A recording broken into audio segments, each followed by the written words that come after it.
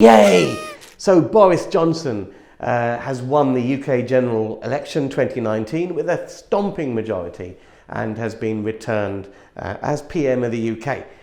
What does that mean for property investors? Well, in this video, I'm going to share with you 5 reasons why the general election result is absolutely fantastic for anyone interested in property and investing in property in 2020 and the years beyond. But first, if you're new to this channel, we produce content each and every week, and it's all dedicated to helping you be more successful in property investing. Simply subscribe and hit the bell icon and you'll be notified as soon as we upload. All our videos are dedicated to helping you be more successful in property, and it's stuff that if you're serious about property you really don't want to be without. So 5 reasons why I'm thrilled about the general election result from a property investor's perspective. Reason 1, we have stability in government. And that is such great news. For the last 3 years, ever since this Brexit referendum, hung parliaments and the like, it's been an absolute dog's breakfast for anyone interested in doing any kind of business activity. Because there's uncertainty. It's difficult to plan for your business if you don't know what's happening in the wider context of where the country's going, where the economy's going, where the nation's going. Now we have that. We have a government which has a strong majority, they have a clear plan for Brexit, and they've got the majority in Parliament to get on with it. Now I trust those guys that they're going to have an intelligent team who are going to do what is in the country's best interest and just get it done. And that's the way politics should be. They do what they do and they leave us as entrepreneurs to do what we do. And that's what I feel that we have now going forward over the next few years. Reason number 2. The economy is going to be great. Now, with a strong government, which are reasonably financially competent, you usually have a strong economy. Whenever the Tory party has had a majority in government, the economy tends to be strong because they tend to be reasonably, they're not Diane Abbott with their figures, let's put it that way. So I have some faith that the economy is going to be strong over the next few years. And that's not just me saying it. Look what's happened to the pound today. The pound has rallied, it's gone up amazingly. And that's because businesses and people abroad have renewed confidence in the UK economy that they didn't have yesterday, but they do have now for the future. Yeah.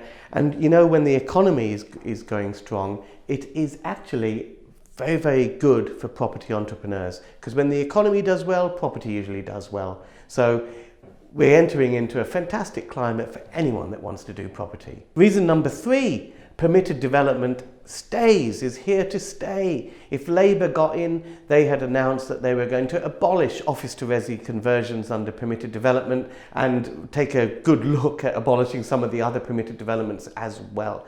So all the permitted developments that I'm a great fan of for converting commercial buildings into residential usages, either partially or fully, or converting commercial buildings to other commercial uses, are all there. They're not going to be changed. In fact, they're going to be added to.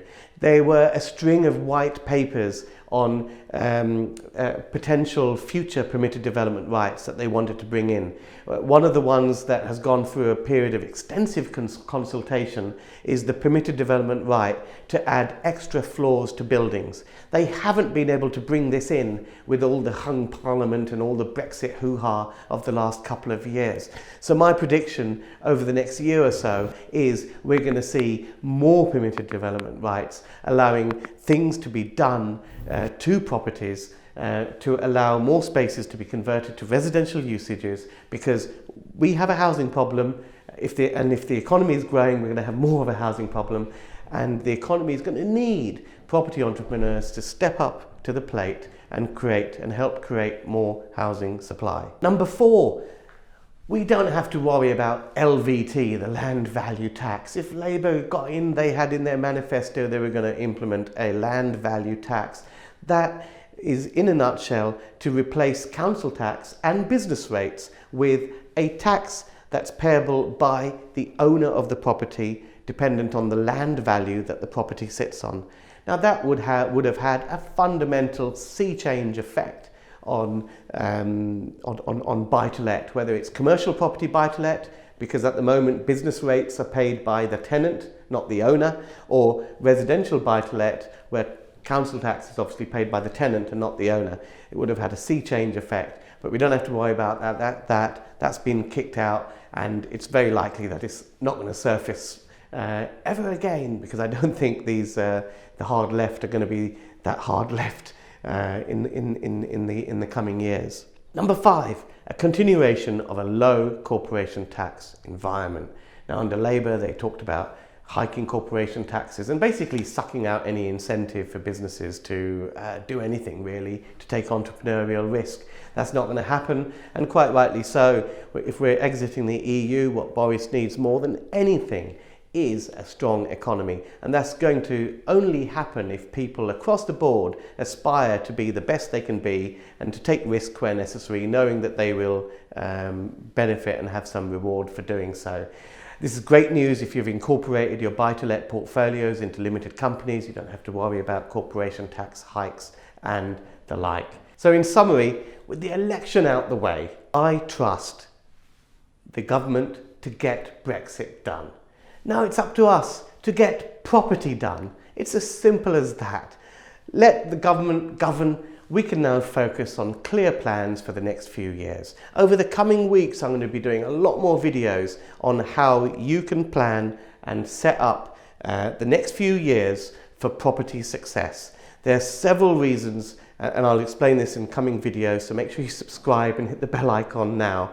We're at a certain stage in the property market cycle, and we're looking at a window of opportunity over the next few years to get into property, to expand in property, and to do well in property. And I'll be laying all that out in a whole bunch of videos over the next few weeks, so make sure you subscribe, hit the bell icon, and I'll share with you my thoughts on that. It's going to be a fantastic few years. If you do nothing, in 10 years, you will look back on this period and say, this was the best time to get involved in property, and you'll kick yourself for not taking action. For those who take action, the stuff you do in the next few years will set you up for a long, long period of time. Again, more videos on that in the coming weeks, but for now, I guess it's great news for all of us in property. I'm absolutely delighted with the results. If you're into property, let me know what you think. Let's comment below. Are you happy with the results as I am? If you're not, then let me know as well. Let's have a little bit of a discussion. But I hope you enjoyed this video. It's going to be a great 2020. Go out there and let's get property done. If you enjoyed this video, hit the like button. If you're not a subscriber, what are you waiting for? Subscribe, hit the bell icon. As soon as we upload, we'll let you know. And enjoy these. They're all dedicated to helping you be more successful in property. Happy investing!